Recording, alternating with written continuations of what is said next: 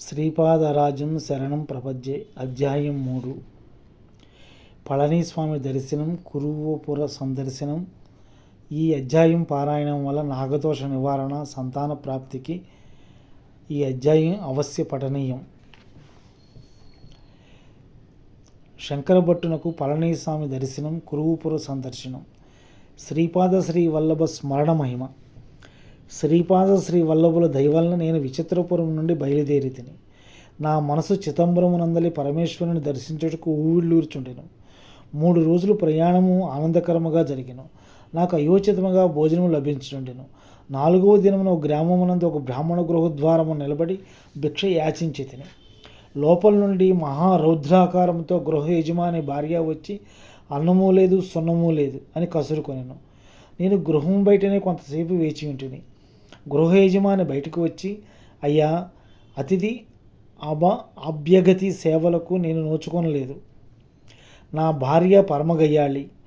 ఆమెకు కోపం వచ్చిన ఎడల నా నెత్తి మీద కుండలను పగలగొట్టును. ఈ విషయమున మాత్రము మా గురుదేవులు ధర్మపత్నియు ఈమెయు సమానము. అయితే నా భార్య మాత్రము తాను పగలగొట్టిన కుండల యొక్క మూల్యమును తెమ్మని నన్ను బాధించును. మా గురుదేవుల ధర్మపత్ని మాత్రము బండ మూల్యములను తెమ్మని బాధింపదు. ఇప్పుడే నా నెత్తి మీద కుండలు పగలగొట్టబడినవి. మా ఇంట అన్నోదకములు లోటు లేదు. నేను ఈ బాండ మూల్యములను మాత్రము విధిగా సత్వరమే చెల్లింపవలను. ఇది నాకు సంకటముగా ఉన్నది. ఈ రోజున సంభావన దొరుకు అవకాశం ఉన్న ఎడల ఇబ్బంది ఉండదు. లేని ఎడల ఎవరి దగ్గరో అప్పో సొప్పో చేయవలెను. తిరిగి సంభావనలు దొరికినప్పుడు అప్పు తీర్చవలెను. నేను సంభావనలో దొరికిన ద్రవ్యములో కొంత భాగము అప్పులు తీర్చుటకును వినియోగించి మిగిలిన భాగమును ఆమెకిచ్చుచుందును. ఈ పద్ధతి కొంతకాలము వరకు సాగెను. ఈ మధ్యన సంభావనలలో దొరకు యావత్తు ద్రవ్యమును ఆమెయే తీసుకునిచుండెను. అందువలన అప్పు తీర్చుటకు దారి కనబడటలేదు. నా పరిస్థితి తెలిసిన వారు ఎవరు అప్పు ఇచ్చుటకు ముందుకు వచ్చుటలేదు. లోకులు, నీకు అప్పు ఇచ్చిన ఎడల ఏ విధముగా తీర్చెదవు? మున్ముందు సంభావనలు వచ్చినప్పుడు తీర్చెదవు అనుకొందువా? ఆ దారియును ఇప్పుడు మూసుకొని పోయిను అని అనుచుండేది. స్థితిపరుడునైనా నాకు ఎవరునూ దానము కూడా చేయటలేదు. పైగా ఎగతాళి చేయుచుండేది. ఇప్పుడు నేను భాండమాల్యమును చెల్లింపవలెను. నా భార్య నిన్ను కసురుకొనిన పిదప నన్ను లోనకి పిలిచి, వీధిలో ఒక తీర్థయాత్రికుడు ఉన్నాడు. నీవు అతనితో పోయి ఎచ్చటనైనా ఎవరినైనా దానమిచ్చిన ఎడల తీసుకొని రావాల్సినది. అప్పుడు మాత్రమే ఇంటిలో నీకు అన్నము లభించును అని అన్నది. అంతటా భార్యా విధేయుడైన నేను నీతో బయలుదేరి వచ్చేదను. ఈ గ్రామంలోని బ్రాహ్మణ్యము యొక్క గృహములన్నీ నాకు బాగుగా తెలియను. మనకు భోజనముతో పాటు దక్షిణ రూపమును కూడా ధనము లభించవచ్చును అని ఆ బ్రాహ్మణుడు పలికెను. నేను నెవ్వరపోతిని. శ్రీపాద శ్రీవల్లభ, ఏమీ విషమ పరీక్ష అనుకుని ఆ బ్రాహ్మణునితో కలిసి ఆ అగ్రహారంలోని ప్రతి గృహస్థుని ఇంటికి పోయి తిని ధన సహాయము మాట అటుంచి ఒక్కరను పట్టెడనము పెట్టువారే కరువైనారు. నాతో వచ్చిన బ్రాహ్మణుడు ఇట్లు పలికెను, అయ్యా, ఇప్పటి వరకు నేను మాత్రమే దురదృష్టవంతుడను. నాతో కలయటం వలన నీ అదృష్టము కూడా హరించి నీవు కూడా దురదృష్టవంతుడు అయితివి. అప్పుడు నేను ఇట్లంటిని, అయ్యా, సమస్త జీవులకును ఆహారమును సమకూర్చువాడు సర్వసమర్థుడైన శ్రీ దత్తప్రభువే. వారు ఈ కలియుగంలో శ్రీపాద శ్రీ వల్లభుల నామరూపంలో కురువపురమున ఉన్నారు. నేను వారి దర్శనార్థమే పోవచుంటిని. వారి నామస్మరణ చేసుకొనుచు ఆ కనిపించుచున్న రావి చెట్టు మొదట్లో కూర్చునేదము. ఆ పైన శ్రీ దత్తప్రభువుని అనుగ్రహము మనకు కలుగును. దానికి ఆ బ్రాహ్మణుడు అలాగే అనెను. కడుపులో ఆకలి దహించుచున్నది. నీరసముతో కూడిన స్వరముతో శ్రీపాద శ్రీ వల్లభుల నామస్మరణను చేయుచుంటిని. నామస్మరణ కొనసాగుచుండగా విచిత్రపుర రాజభటులు మా వద్దకు వచ్చి, అయ్యా, యువరాజులు వారికి మాట వచ్చినది. మోగుతనము పోయినది. సత్వరమే మిమ్మల్ని తీసుకుని రమ్మని రాజాజ్ఞ అయినది. అందుచేత మీరు వెంటనే మాతో రావాల్సినదని విన్నవించిరి. మా దురవస్థను రాజభటులకు చెప్పక నేను ఇట్లంటిని, నేను ఒంటరిగా రాజాలను, నాతో పాటు ఈ బ్రాహ్మణుని కూడా తీసుకుని వెళ్ళవలెనని చెప్పి తిని. దానికి రాజభట్లు అలాగే అనేది. మమ్మలను గుర్రములపై కూర్చుండబెట్టుకుని సగౌరవముగా తీసుకుని పోవుటకు అగ్రహారీకులందరూ గమనించి ముక్కు మీద వేలు వేసుకునేది. మహారాజు ఇట్లు పలికెను, అయ్యా మహాత్మా, మీరు మహాపండితులని తెలిసి కూడా మిమ్మల్ని సత్కరించకుండానే ఉట్టి చేతులతో పంపించేతిమి. మీరు వెళ్ళిన తదుపరి యువరాజు శృతపి పడిపోయిను. అనేక ఉపచారములు చేసేతిమి. చాలాసేపటికి కనులు తెరిచి శ్రీపాద శ్రీ వల్లభ దిగంబర శ్రీ దత్తదేవ దిగంబర అని పలకసాగిను. యువరాజునకు ఆజానుబాహుడు అత్యంత సుందరాకారుడైన 16 సంవత్సరముల యతి దర్శనమిచ్చి నోటిలో విభూతిని వేసినని యువరాజులు వారు చెప్పిరి. ఆ యతి ఎవరు, ఎచ్చట నుందురు, శ్రీ దత్తప్రభువులకును ఆ యోగికిని గల సంబంధమేమి దైవంచి తెలపవలసిందిగా ప్రార్థిస్తున్నాము అనగా, శ్రీపాదుకా మహిమను నేనేమి వర్ణించగలను? వారు సాక్షాత్తు దత్తప్రభువుల అవతారము, శ్రీకృష్ణ అవతారము వలె అత్యంత విశిష్టమైన అవతార స్వరూపం వారిది. వారిని గూర్చి నేను విన్నది కూడా స్వల్పము మాత్రమే. వారిని దర్శించుకున్న నిమిత్తమే నేను కురుపురమునకు పోవచ్చుంటిని. మధ్యలో గల పుణ్యస్థలములను పుణ్యపురుషులను దర్శించుకుంటుని అని సవినీయముగా పలికితిని. విచిత్రపురమునందలి పండితులు కూడా ఈ విచిత్ర సంఘటనకు ఆశ్చర్యపోయారు. తమ మండల దీక్ష ఫలితముగా రాజునకు సద్బుద్ధి ఏర్పడి తమకు విమోచనము కలుగుటియేగాక యువరాజునకు మోగుతనము పోయినందులకు వారు వేణుళ్ళ శ్రీ వల్లభస్వామిని కీర్తించిరి. రాజు నన్ను స్వర్ణదానముతో సత్కరించెను. రాజుగురువు ఇట్లనేయను, అయ్యా, ఇన్ని రోజులకు మాకు జ్ఞానోదయమైనది. శైవులు విష్ణుదోషము చేయటం వలనను వైష్ణవులు శివదోషణ చేయటం వలనను పాపము మూటగట్టుకున్నట్టు తప్ప మరేమీ ప్రయోజనం లేదని గ్రహించితిమి. మా దైవదూషణలకు ప్రతిఫలముగా కష్టములను అనుభవించితిమి. తెలుసో తెలియకో మా మాధవ నంబూద్రి పుణ్యమా అని దత్తప్రభుని మండల దీక్షలో ఉంటిమి. మీకు మేమెంతయో రుణబడి ఉన్నాము అని పలికెను. మేము వారి నుండి సెలవు పుచ్చుకొని వచ్చుతున్నప్పుడు మాధవ నంబూద్రి కూడా మాతో పాటు వచ్చేదనని పట్టుబట్టిను. మేము సరేనంటిమి. మేము ముగ్గురము అగ్రహారము చేరితిమి. రాజు మాకు దానముగా ఇచ్చిన స్వర్ణమును అగ్రహార బ్రాహ్మణులకు ఇచ్చితిమి. అతని గయ్యాళి భార్య స్వర్ణమును గ్రహించిన తదుపరి మాకు భోజనమును పెట్టెను. తదుపరి ఆమె కూడా శ్రీపాద శ్రీ వల్లభుల భక్తురాలిగా మారెను. మునుపటి గయ్యాళితనము పోయి ఆమె సాధువర్తనురాలాయను. నేను మాధవ నంబూద్రి కలిసి చిదంబరం వైపుకు ప్రయాణము సాగించేతిమి. ధర్మశాస్త్ర అయ్యప్ప దేవుని పూజార్థము గోదావరి మండలాంతర్గతమగు ర్యాలీ గ్రామ నివాసులైన పరబ్రహ్మశాస్త్రిని అగస్త్య మహర్షి తీసుకుని వెళ్ళాను. కాలక్రమమున గర్తపురి అనగా గుంటూరు మండలాంతర్గతమైన నంబూరి గ్రామమునందలి వేద పండితులను మలయాళ దేశము నేలు రాజవంశముల వారు ఆహ్వానించగా చాలామంది బ్రాహ్మణులు నంబూరు విడిచి మలయాళ దేశము చేరి వేద విద్యను ప్రకాశింపచేసిరి. వారినే నంబూద్రి బ్రాహ్మణులని వ్యవహరించుట కద్దు. ఆదిశంకరుల వారు పూర్వీకులు కూడా నంబూరి అగ్రహారకులే. నంబూద్రి బ్రాహ్మణులు ఆచార వ్యవహారములలోనూ నియమనిష్టలలోనూ మంత్ర తంత్ర యంత్ర విద్యలలోనూ చాలా ప్రసిద్ధులు. అయితే మాధవ నంబూద్రి మాత్రము నిరక్షర కుక్షి బ్రాహ్మణ గృహముల వంట చేసుకొనుచు జీవించుచుండెను. పసితనమునే తల్లిదండ్రులను పోగొట్టుకునేను. అయిన వారు ఆదరింపరైరి. దత్తప్రభువునందు అతడు అచంచల భక్తి కలవాడు. శ్రీపాద శ్రీ వల్లభుల అవతారమును గురించి విన్నమీదట వారిని ఎప్పుడు దర్శించేదనా అని తగదాలాడుచున్నాడు. మేము చిదంబరము దాపుల్లో సిద్ధ మహాత్ములు ఒకరున్నారని విని కొండ కోనలలో ఏకాంతముగా ఉన్న వృద్ధ తపస్వి అయిన శ్రీ పళనీస్వామిని వారిని దర్శించితిమి. మేము గుహద్వారమునకు వచ్చినప్పటికీ శ్రీ పళనీస్వామి మమ్మల్ని చూసి మాధవ శంకరులు ఇద్దరూ కలిసి వచ్చుచున్నారే, ఏమి భాగ్యము అని పలికెను. మేము మా పరిచయమును తెలపకుండగానే మమ్ము పేరుతో పిలవగల వీరు సిద్ధపురుషులని గ్రహించితిమి.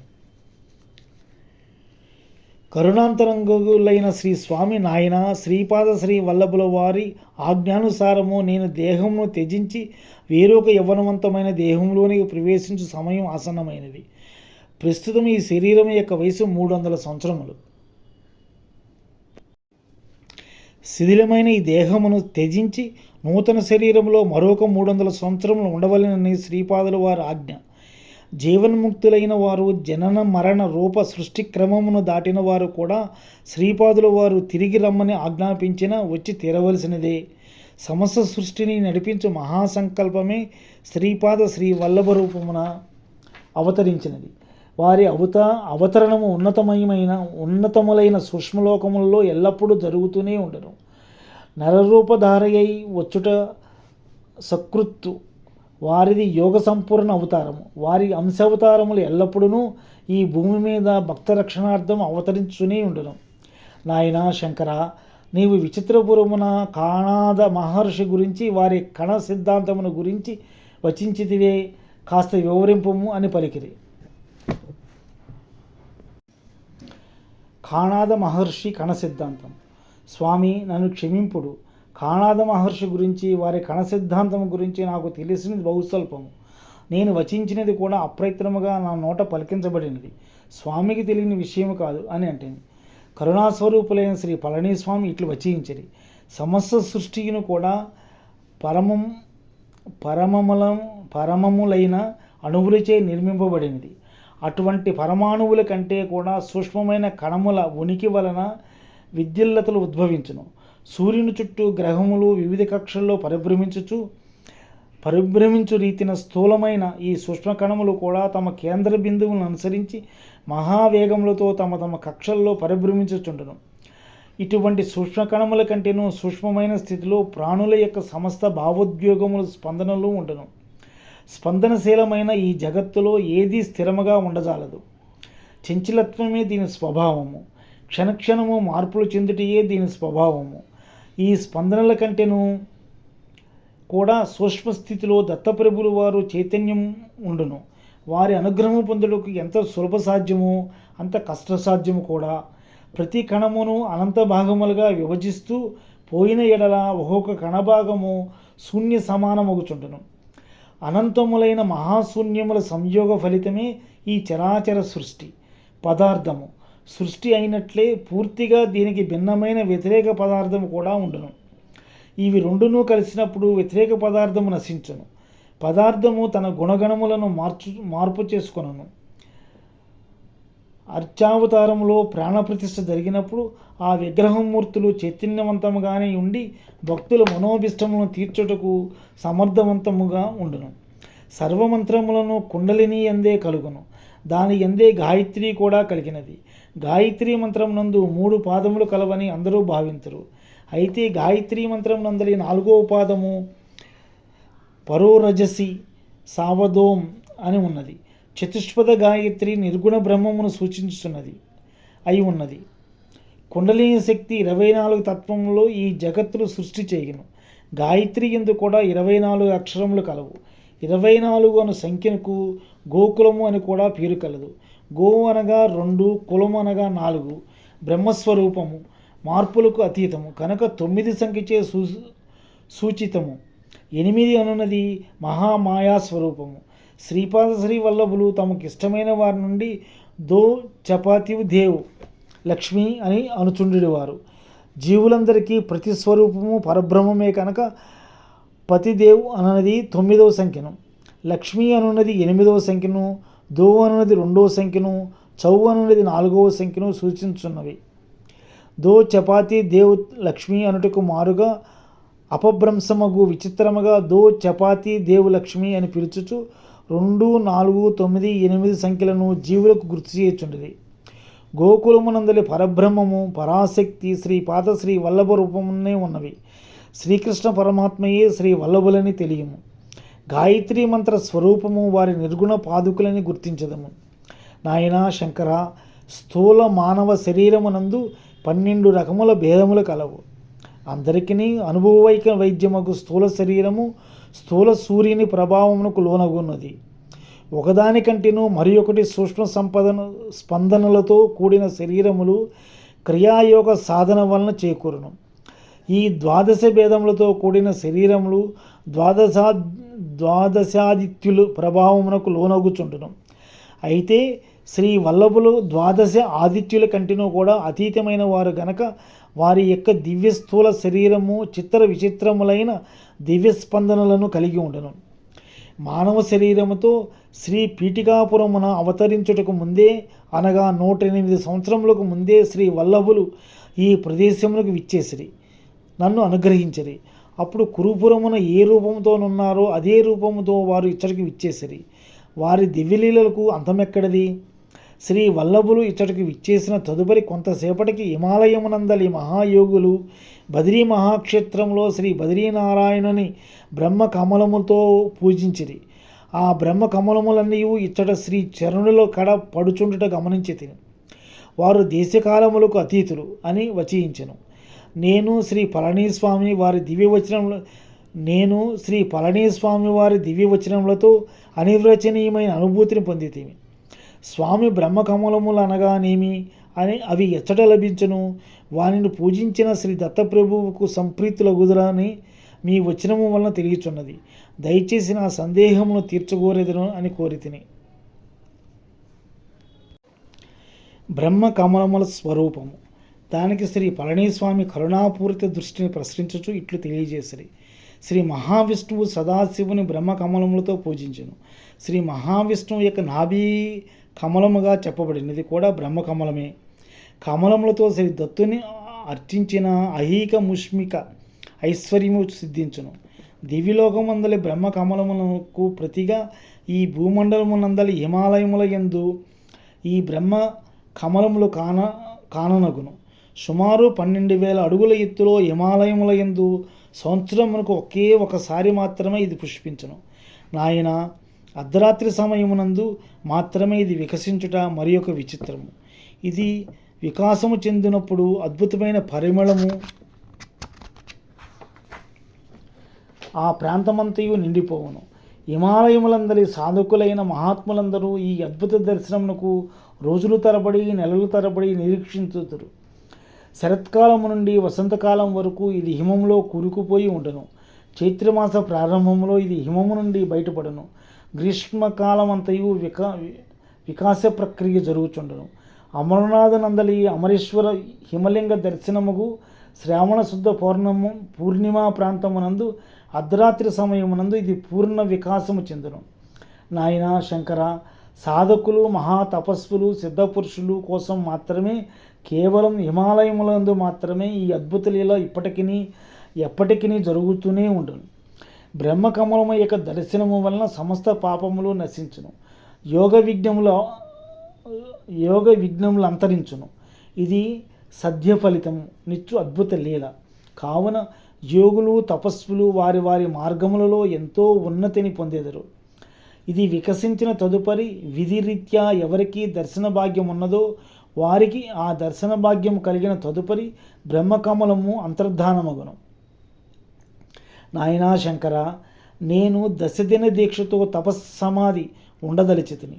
అర్తులైన మానవులు ఎవరైనా వచ్చిన ఎడలా తపస్సమాధికి భంగము కలగకుండా నీవును మాధవుడును దర్శనం చేయించవలసినది. పాము కాటిచే చనిపోయిన వారు ఎవరైనా వచ్చిన ఎడలా స్వామి యోగ సమాధిలో ఉండిననియు అందుచేత శాస్త్ర ప్రకారము చనిపోయిన వారి శరీరమును నదీ ప్రవాహములో విడిచివేయుట కానీ లేదా పూడ్చిపెట్టుట కానీ చేయవలసినదని నా ఆజ్ఞగా వారికి తెలుపుడు అని వచించెను. శ్రీ పళనిస్వామిదైన ఆశ్రమమునందే కూర్చుని తపస్సమాధిలోనికి పోయిను. నేనును మాధవుడును అర్తులైన భక్తులు వచ్చినప్పుడు ప్రశాంతముగా దర్శనం చేయించుచుంటిమి. వచ్చిన భక్తులలో కొందరు మాకు భోజన సంభారములు సమకూర్చిరి. మాధవుడు వంట చేయు ప్రయత్నంలో దాపులనున్న కొబ్బరి చెట్ల నుండి మట్టలు రాలిపడుట చేత అచ్చటికి పోయి ఆ కొబ్బరి మట్టలను తెచ్చి వంట ప్రారంభించేదనని పలికెను. నేను అలాగే అంటిని. మాధవునితో మరి ఒకడు బయలుదేరును. విధి వైపరీత్యము మాధవుడు కొబ్బరి మట్టను ఎత్తబోవునంతలో కొబ్బరి మట్ట చాటనున్న త్రాసుపాము మాధవుని కరిచెను. 3 మనుషులు పోయి మాధవుని గుహ దరిదాపులకు తీసుకుని వచ్చిరి. శ్రీ స్వామిది అనులంఘనీయమైన శాసనం ఒకటి చేత మాధవు నేను పాతిపెట్టి తిని. కరణ సందర్భంలో నాకు అచ్చటనున్న భక్తుజనులు సహకరించిరి. నేను వెక్కి వెక్కి ఏడ్చితిని. మాధవుని నిష్కల్మష హృదయము, వాని నిర్మల భక్తి, శ్రీపాద శ్రీ వల్లభుల యందు వానికి గల అచంచల విశ్వాసము గుర్తుకు వచ్చి నా మనసంతియును కాక వికలమయ్యను. విధి అనులంఘనీయమని సరిపెట్టుకుంటుని. ఈ దుస్సంఘటన తర్వాత మరి ఒక దుస్సంఘటనను చూచితిని. ఏడుపులు పెడబొబ్బులు పెడుతూ 18 సంవత్సరముల ప్రాయము గల ఒక యువకుని శరీరమును వాని సంబంధీకులు తీసుకుని వచ్చిరి. అతడు కూడా పాముకాటి చేతనే మరణించెను. శ్రీ స్వామి యోగ సమాధిలో ఉన్నారని వారి ఆజ్ఞ ప్రకారము ఖననము చేయవలసిందని తెలిపితిమి. అతడునున్న భక్తజనులు ఇతని సహచరుడు కూడా ఈ విధముగానే మరణించిననియు శ్రీ స్వామివారి ఆజ్ఞ ప్రకారం వాని ఖననము కూడా జరిగిననియు తెలిపిరి. వారు విషణ్ణ వదనులై గత్యంతరము లేక దుర్విధిని పరిపరి విధములుగా నిందించుకొనుచు ఆ నవయువకుని ఖననం చేసిరి. ప్రతిరోజు 3-4 స్వామివారి దర్శనములకు వచ్చేవారు. వారు ప్రశాంతముగా సమాధి స్థితిలో ఉన్న స్వామివారి దర్శనమును చేసుకుని వెళ్ళిపోయేవారు. ఈ విధంగా 10 రోజులు గడిచిపోయాను.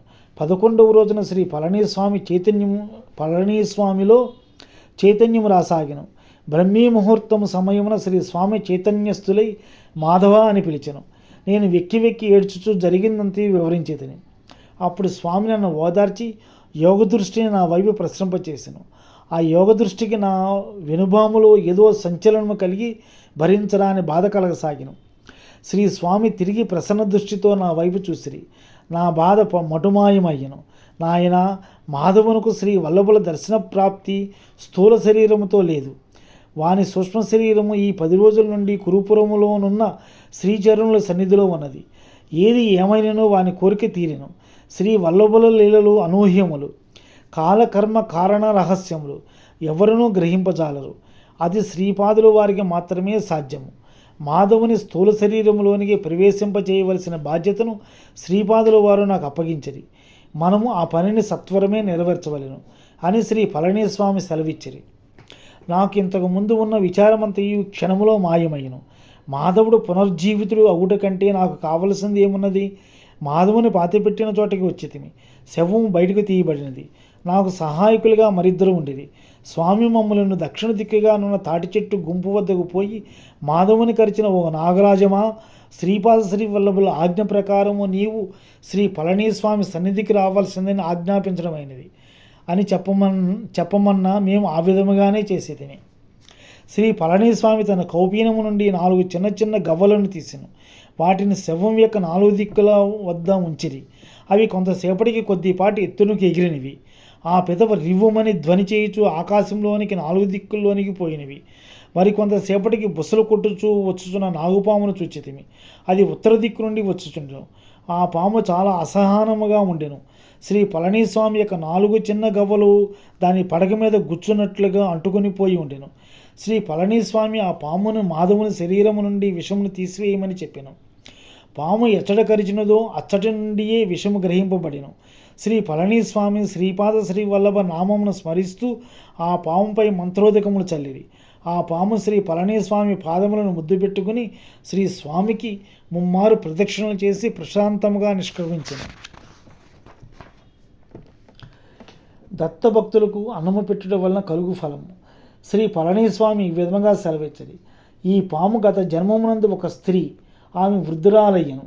ఆమె కొంత పాపమును కొంత పుణ్యమును చేసి ఉండెను. ఒక పర్యాయము దత్తభక్తుడైన ఒక బ్రాహ్మణునకు ఆమె అన్నము పెట్టెను. దత్తుడు చాలా సులభముగా ప్రసన్నముగు తత్వము గలవాడు. ఈమె మరణించిన తర్వాత యమలోకమునకు పోయాను. యమధర్మరాజు ఈమెనిట్లు ప్రశ్నించెను. నీవు కొంత పాపమును కొంత పుణ్యమును చేసుకుని ఇంటివి. దత్తభక్తుడైన బ్రాహ్మణునకు అన్నము పెట్టుట వలన నీకు మహాఫలము సిద్ధించినది. శ్రీ దత్తాత్రేయుల వారు ప్రస్తుతము శ్రీపాద శ్రీ వల్లభుల రూపమున మానవలోకములో ఉన్నారు. నీ పాపపుణ్యముల ఖాతాలో మార్పు చేయవలసిందనియు నీకు మహాపుణ్యము కలుగునట్లు స్వల్ప పాపం కలుగునట్లను మమ్మలను వారు ఆజ్ఞాపించిరి. అందుచేత చిత్రగుప్తుల వారు నీ ఖాతాలో మార్పులు చేసిరి. నీవు తోలుదొలుతుగా పాపమును అనుభవించేదవా లేక పుణ్యమును అనుభవించేదవా? దానికి ఆమె పాపఫలము స్వల్పంగానే ఉండటం వలన ముందుగా ఆ స్వల్ప పాపఫలమును అనుభవించి ఆ తదుపరి పుణ్యఫలమును అనుభవించేదని చెప్పినది. అందువలన ఆమె భూలోకంలో పాముగా జన్మించినది. ఆమె మనస్తత్వం ఇంతవరకు ఇతరులకు హాని చేయనిది అవుటు వలన తన దారికి అడ్డముగా వచ్చిన వారినందరూ ఖర్చుచుండేది. అందువలన దానికి మరింత పాపఫలము తోడగుచున్నది. నాయన, సర్పములో 4 జాతులుండును. మొదటి రకము పాములు ఎవరికి హాని చేయక కేవలము గాలిని ఆహారముగా చేసుకుని యోగుల వలె జీవించును. 2వ రకము పాములు ఎవరి నీడైనా దాని మీద పడిన ఎడల క్రోధముతో వారిని చంపివేయును. 3వ రకము పాములు నరుని కంట పడకుండా ఉండగలందులకు ప్రయత్నించును. ఒకవేళ నరుడు ఎదురైన ఎడల భయముతో పారిపోవును. నాలుగవ రకం పాములు ఎవరునూ తనకు అపకారము చేయలేకపోయినను నిష్కారణముగా తమ కంటపడిన వారిపై పగబట్టి కాటువేయను. ఆ వృద్ధ స్త్రీ రజోగుణ పూరితురాలు గనక తన దాపులకు వచ్చిన మాధవుని కాటువేసెను. ఆమె పూర్వపుణ్యవశమున మాధవుని కాటువేసినది. మాధవుడు పూర్వజన్మలోని పాపవశమున విగతజీవుడాయను. శ్రీపాదుల వారి అనుగ్రహం వలన ఆ వృద్ధ స్త్రీ త్వరలోనే తన నాగజన్మం నుండి విముక్తురాలై ఉన్నతలోకమునకు పొందును. జీవుడు పిండావస్థలో సర్పలాకారంలో ఉండును. నాగదోషం వలన సంతాన నష్టం కలుగును. యోగులకు అన్నదాన ఫలం. శ్రీదత్తుడు అల్పసంతోషి. శ్రీదత్తుని నామమున ఎవరికైనా అన్నము పెట్టినచో అన్నగ్రహీత యోగ్యుడైన ఎడల అన్నదాతకు విశేష ఫలము కలుగును. ఆ అన్నసారములోని కొంత భాగము మనస్సుగా మారును. అన్నదాత యొక్క మనస్సు, బుద్ధి, చిత్తము, అహంకారము, శరీరము మంగళప్రదమైన స్పందనలతో నిండును. దానివల్ల వానికి సృష్టిలోని పదార్థములను ఆకర్షించే శక్తి కలుగును. వస్తు సమృద్ధియే లక్ష్మీ కటాక్షము. ఈ సృష్టి అంతయు సూక్ష్మ స్పందనలతో సూక్ష్మ నియమములతోనూ పరిపాలించబడుచుండును అని పళనిస్వామి సెలవిచ్చిరి. శ్రీపాదుల మహిమ. శ్రీ వల్లభుల వారి నామస్మరణ ఎంతటి ప్రదమైనది. శ్రీవల్లభుల వారి నామస్మరణ ఎంతటి లక్ష్మీప్రదమైనది. వారి అనుగ్రహమును పొందిన వారు అదృష్టమని ఏమని వర్ణించగలము. శ్రీచరణుల అనుగ్రహ విశేషమున 10 రోజుల క్రితము భూమిలో పాతిపెట్టబడిన మాధవుడు చెక్కు చెదరక ఉన్నాడు. ఇప్పుడు వానికి ప్రాణమును కూడా ప్రసాదించుచున్న శ్రీపాదుల వారి అనుగ్రహమును, కరుణను, దివ్యలీలను ఏమని వర్ణించగలము. మాధవంలో చైతన్యము రాసాగినది. వాడు దాహం కొరకు జలమును కోరెను. వాడిని అనునయించుచు పళనిస్వామి నెయ్యి మాత్రమే వాని చేత త్రాగించిరి. ఆ నెయ్యి కూడా 100 సంవత్సరముల క్రితమది. మాధవుడు నెయ్యిని త్రాగుటకు నిరాకరించుచుండెను. శ్రీ పళనిస్వామి వారిని అనునయించి నెయ్యి త్రాగిన తర్వాత మంచినీరు ఇచ్చేదని చెప్పాను. మాధవుడు నెయ్యి పూర్తిగా త్రాగిన తర్వాత కొంతసేపటికి పండ్ల రసమునిచ్చాను, మరికొంతసేపటికి జలమునిచ్చాను. నాగలోక వర్ణన. మాధవుడు పునర్జీవితుడయ్యను. మా ఆనందమునకు పరిమితులు లేవు. మాధవుడు ఇట్లు చెప్పసాగిను. నేను సూక్ష్మ శరీరంలో కురువూపురమును చేరుకొంటిని. శ్రీపాద శ్రీవల్లభులు వారు ఆజానుబాహువులు, విశాల నేత్రము కలవారు. వారి నేత్రములు నిండుగా నిరంతరాయముగా జీవుల ఎడల కరుణ, జాలి, ప్రేమ ప్రవహించుచుండును. నేను స్థూల దేహదారిని కాకపోవడం వలన అతడు స్థూల దేహదారులైన భక్తులకు కనిపించనైతిని.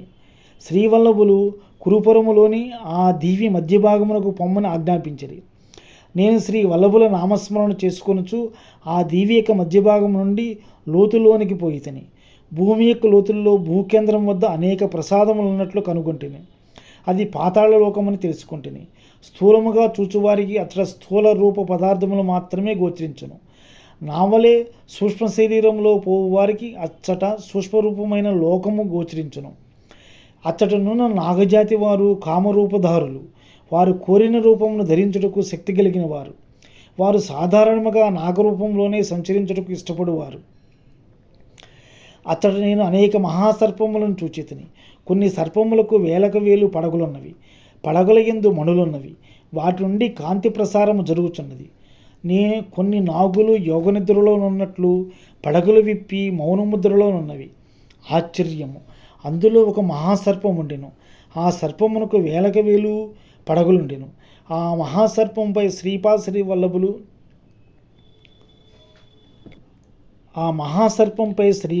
వల్లభులు శ్రీ మహావిష్ణువు వలె పవళించి ఉండేది. అచ్చటనున్న మహాసర్పములు వేదగానము చేయుచున్నవి. స్వామి చిదానందముగా ఆ గానమును వినుచుండెను. నా ప్రక్కనున్న ఒక మహాసర్పం ఈ విధముగా చెప్పసాగాను. శ్రీ దత్తాత్రేయం మహామహిమ. శ్రీ దత్తప్రభువులు నేపాళ దేశమునందు గల చిత్రకూటములు అనసూయ పర్వతంపై అత్రి అనసూయులకు పుత్రుడిగా పూర్వయుగములో అవతరించిరి. వారి అవతారము చాలించకుండా సూక్ష్మరూపములో నీలగిరి శిఖరమున, శ్రీశైల శిఖరమున, శబరిగిరి శిఖరమున, సవ్యాద్రి యందును సంచరించుచుందురు. దిక్కులే అంబరముగా వస్త్రముగా కలిగిన వారు దిగంబరులని ప్రఖ్యాతి చెందెదరు. సవ్యాద్రి యందు వారు యోగనిష్ఠులైరి. వారి నాద సంప్రదాయులైన గోరక్షానాథులకు కూడా క్రియాయోగమును ఉపదేశించిరి. జ్ఞానేశ్వరుడును యోగికి కేచరీ ముద్రలో కూర్చున్న నిరాకార యోగి రూపంలో వీరు దర్శనమిచ్చిరి. వీరి దేశకాలములకు అతీతులు. శ్రీ ప్రభువుల సన్నిధిలోనున్న మాకు భూత భవిష్యత్ వర్తమానములు వేరువేరుగా కనిపించవు. మాకు అంతయును నిత్య వర్తమానమే. నా ప్రక్కనున్న మరి ఒక మహాసర్పము నాయన మాధవ, మమ్ములను కాలనాగులను ఋషీశ్వరులందరూ. శ్రీదత్తుడు వేలకు వేలు సంవత్సరములు రాజ్య పరిపాలన చేసిన తర్వాత తన రూపమును గుప్తపరచుకొనగోరెను. వారు నదిలో నీట మునిగి కొన్ని సంవత్సరములుండిరి. ఆ పైన నీటిపైకి వచ్చిరి. వారి అనుచరులమైన మేము తిరిగి వారు మాతో వచ్చుదురని అచ్చటనే ఉంటిమి. వారు మా నుండి మరుగుపరచుడు కొనుటకు యత్నించుచున్నారని మాకు తెలియదు. వారు తిరిగి నీట మునిగి కొన్ని సంవత్సరముల తర్వాత పైకి వచ్చిరి. అయితే ఈసారి వారి చేతిలో మధుపాత్ర ఉండెను. మరి ఒక చేతిలో 16 సంవత్సరముల వయసున్న సొగసగత్తె ఉండెను. మధుపానమత్తుడును స్త్రీలోలుడును అయిన ఇతనయ్య మనము ఇంతవరకు దైవమని భ్రమించితేమని అనుకుని మేము మరలిపోతేమి. వారు అదృశ్యులైన తదుపరి మాకు జ్ఞానోదయమైనది. వారి చేతిలోనున్న మధుపాత్ర యోగానంద రూపమైన అమృతమనియు ఆ సొగసగత్తె త్రిశక్తి రూపిణి అయిన అనుగాలక్ష్మీదేవి అనియు మాకు స్ఫురించెను. తిరిగి వారిని ఈ భూమిపై అవతరింపచేయుటకు ఘోర తపస్సు చేసేదిమి. శ్రీదత్తుల అనుగ్రహమున శ్రీ పీఠికాపురమునందులో వారు శ్రీపాద శ్రీ వల్లభ అవతారమును దాల్చిరి. ఆనాడు వారు ఎచ్చటో స్నానార్థము నీటి మునిగిరో అదే ఈ పరమ పవిత్రమైన కురుపురము. వారు జలసమాధిలో నున్నట్లే మేమును మా సూక్ష్మ స్పందనలతో ఈ సూక్ష్మలోకమున యోగ సమాధిలో నున్నాము. కౌరవ పాండవులకు మూలపురుషుడైన కురు అను మహారాజునకు జ్ఞానోపదేశం చేసిన కురుపురమే ఈ పవిత్ర స్థలము. నాయన మాధవ, ఈ కురుపుర మహత్యము వర్ణించుట ఆదిశేషునికైనను తరము కాదు. శ్రీపాద శ్రీవల్లభుల చరణమునకు నేను ప్రణమిల్లితిని. శ్రీవల్లభులు కరుణాంతరంగతులై వత్స, ఈ నా దివ్య భవ్య దర్శనము గొప్ప అలభ్య యోగము. నీతో మాట్లాడిన ఒక మహాసర్పము రాబోవు శతాబ్దంలో జ్యోతి రామలింగ స్వామి రూపమున అవతరించి జ్యోతి రూపముగాని అంతర్ధానమగును. నీతో మాట్లాడిన మరి ఒక మహాసర్పము సదాశివ బ్రహ్మేంద్ర నామమున రాబోవు శతాబ్దంలో భూమి మీద అవతరించి అనేక లీలలు చూపును. శ్రీ పీఠికాపురము నాకు అత్యంత ప్రీతిపాత్రము. నా పాదుకులు పీఠికాపురములో ప్రతిష్ఠించబడును. నేను జన్మించిన నా మాతా మహాగృహము నందే నా పాదుకులు ప్రతిష్ఠించబడును. నా జన్మకర్మలు దివ్యములు, అవి రహస్యములు, అవి గోపనీయములు. నీవు శ్రీ పీఠికాపురములో నా పాదుకులు ప్రతిష్ఠింపబడు స్థలము నుండి పాతాళమును చేరి అతడు తపోనిష్ఠలోనున్న కాలనాగులను కలుసుకుని రమ్మనిరి. శ్రీ పళనీస్వామి మందహాసము చేయుచు, నాయన మాధవ, పీఠికాపురమునందలి కాలనాగులను గూర్చి తదుపరి చెప్పవచ్చును. మనము సత్వరమే స్నానము పూర్తి చేసి ధ్యానము చేయవలెను. ఇది శ్రీపాద శ్రీ వల్లభుల వారి ఆజ్ఞ అని పలికెను. శ్రీపాద శ్రీ వల్లభులకు జయము జయము. శ్రీపాద రాజం శరణం ప్రపంచే. 3వ అధ్యాయం సంపూర్ణం.